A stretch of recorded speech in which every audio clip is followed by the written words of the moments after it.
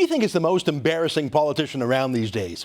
Is it Anthony Weiner, the Democrat running to be the mayor of New York, the one who sent photos of his wiener to young girls on the internet using his secret code name, Carlos Danger? Is he the most embarrassing? Or is it his fellow Democrat, Eliot Spitzer, who used to be the New York governor, as in the top lawmaker of the state, who was caught buying high-priced hookers using his secret code name, Client Number 9? He's running to be New York's controller. I guess if I was a perv named Spitzer or Wiener, I'd get a code name too. And then there's the turbo-creepy Bob Filner, yet another Democrat, by the way, the mayor of San Diego, accused of sexually harassing more than a dozen women, from youngsters all the way up to senior citizens. Now, each of these Democrats are creepier than the next one.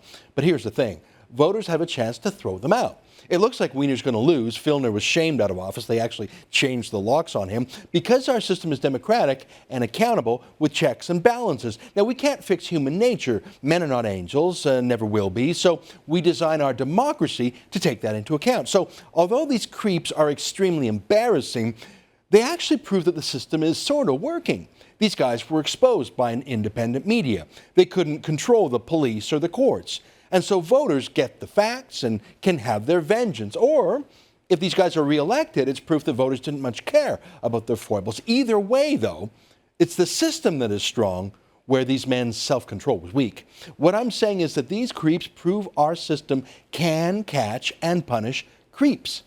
But compare these three American Democrats with Canada's most embarrassing politician, Teresa Spence of the Attawapiskat Indian Reserve. Now, there's no evidence that Spence is a perv. Of course she's not.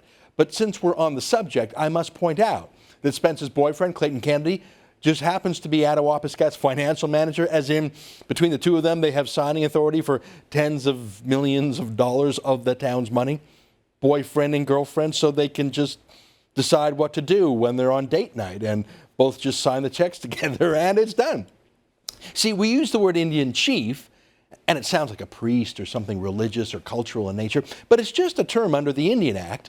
It means the mayor of an all-Indian town called a reserve under the Indian Act. So you've got a small town mayor, Teresa Spence, who is dating the small town's financial manager, and they both have signing authority together. And surprise, they both earn an astounding amount of money from that pot that they supervise. Kennedy gets paid $850 a day plus expenses to be the town's financial manager, a town of about 1,800 people. Now, most towns of 1,800 people don't even have a full-time mayor.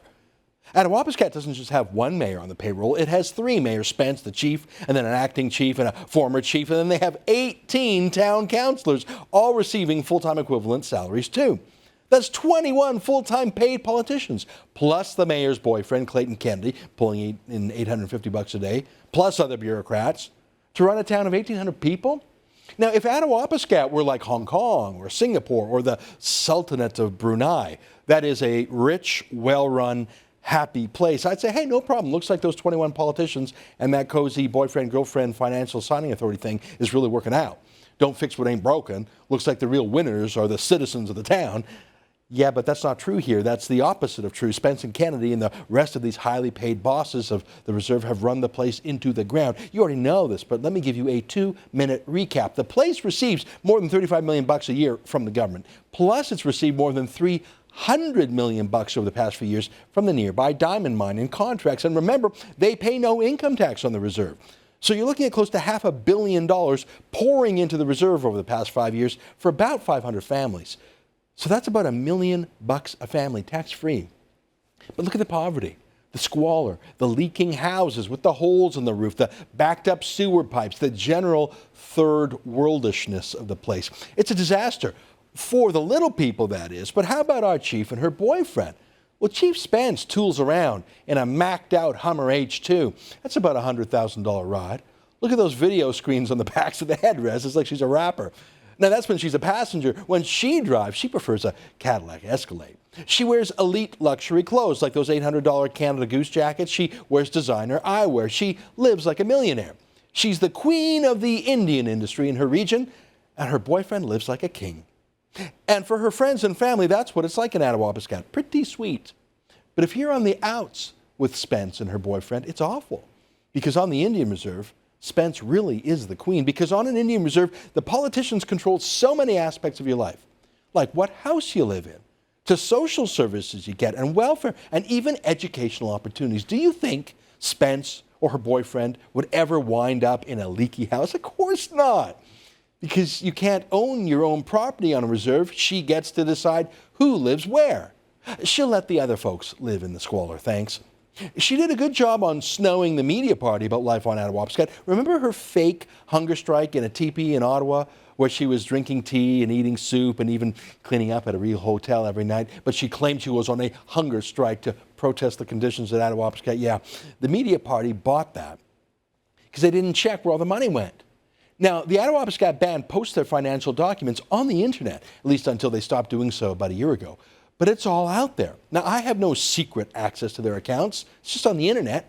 But most media party types would rather cast Spence as the victim and evil Stephen Harper as the villain in Attawapiskat. The fake hunger strike was perfect for that. But remember this, it's an invoice for $96,000 for Attawapiskat to buy a new Zamboni for their skating rink right in the middle of their so-called housing crisis. Plus, it costs almost as much to ship the Zamboni up there by truck and then rail and then barge. This is an Indian band that spends tens of thousands of dollars on lavish gifts, on luxury hunting expeditions, on pretty much any beautiful perk you can imagine for the ruling class.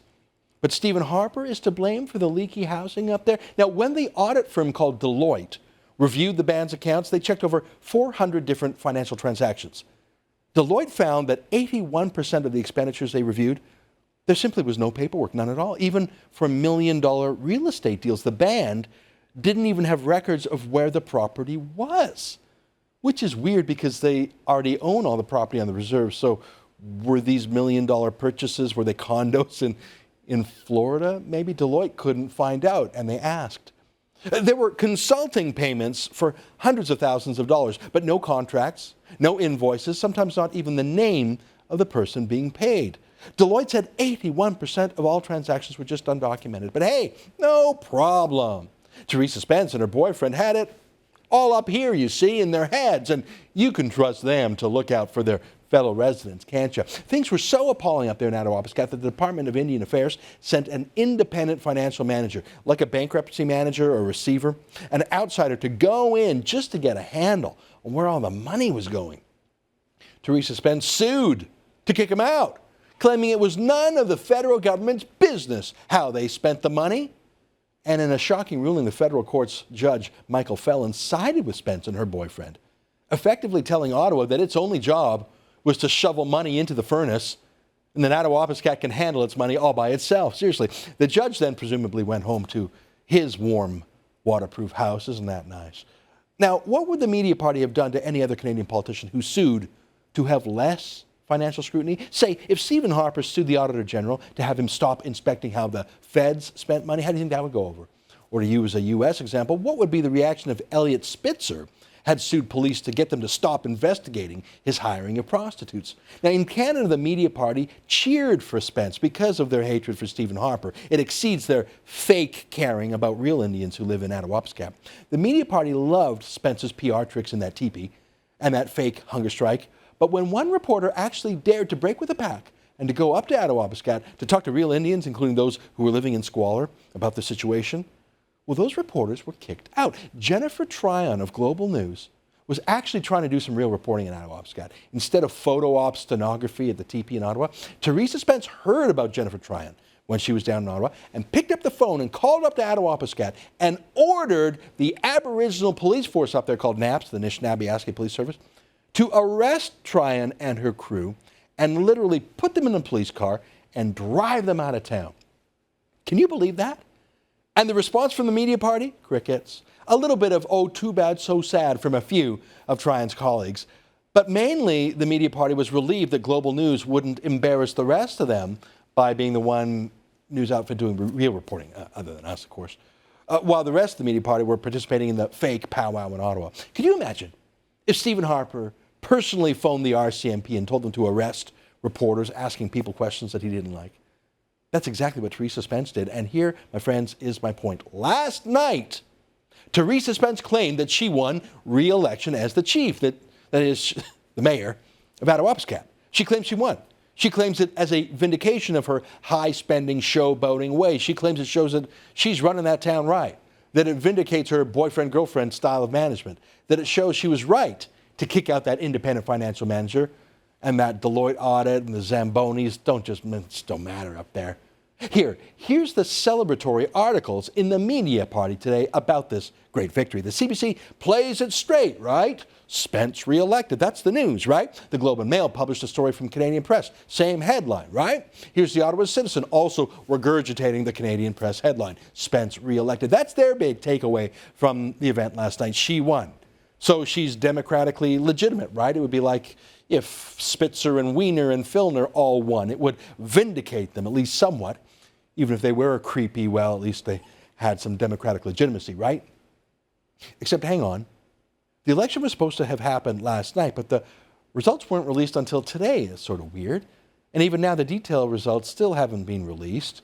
But there are only about 1,800 people on the reserve, all in one town. So why did it take so long to count the results? Why haven't they still been released in detail as of now?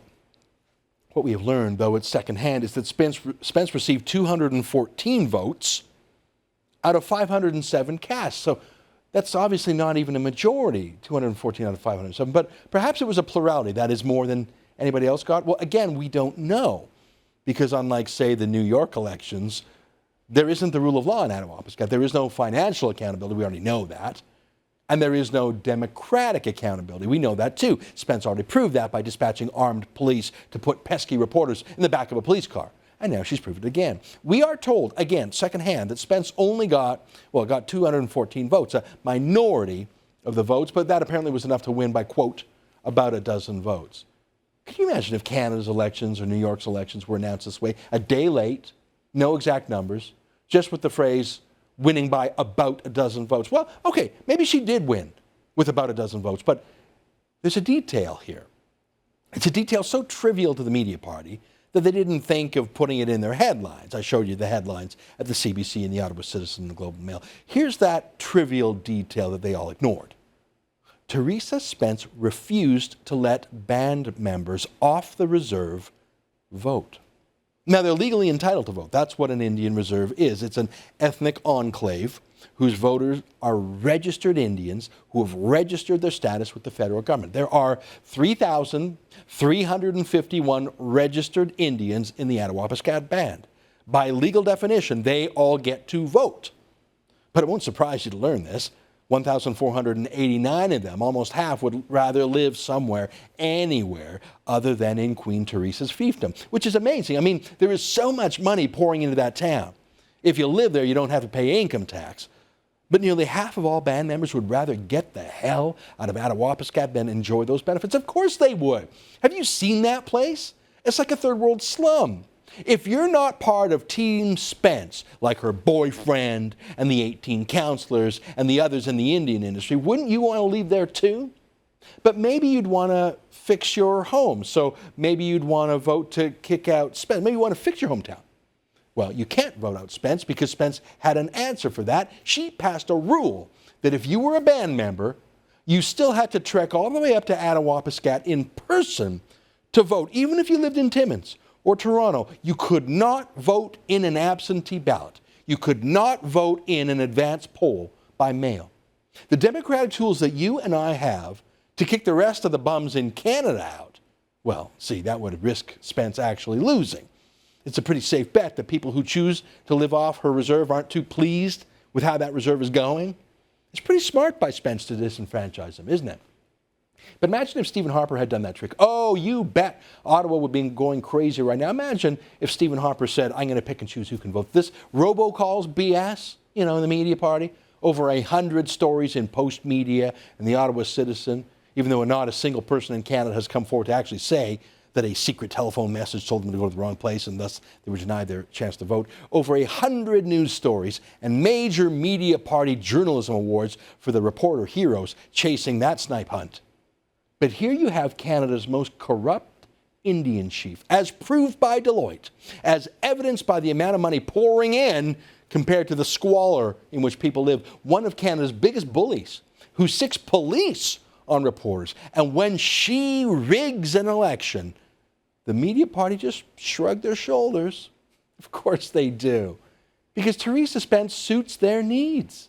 She's an Indian woman who accuses Stephen Harper of racism. So best not to report too skeptically of what she says or does. We've had a whole summer of Ottawa outrage over some senators who have allegedly overbilled for travel and housing allowances, some of them more than $100,000. Scandals, skeptical press, even a resignation yesterday of Mac Harb. Now that's how the system works for white folks. White politicians are held to account. White journalists and white auditors and white cops root out the corruption in the white system. It works. But on Indian reserves, no chance. It's very, very good to be an Indian chief, isn't it? It's very, very hard to root out corrupt chiefs, disastrous chiefs, bully chiefs, isn't it? Nice to be part of the Indian industry. Sucks to be a regular Indian, doesn't it? Yeah, no wonder so many of Teresa Spence's band members choose to live anywhere but under her rule. But can you really tell me you're surprised that the media party is her chief excuser and chief advocate? They have been since the beginning.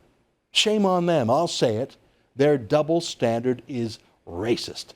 The media party would never allow a white town to be run like a third world fiefdom.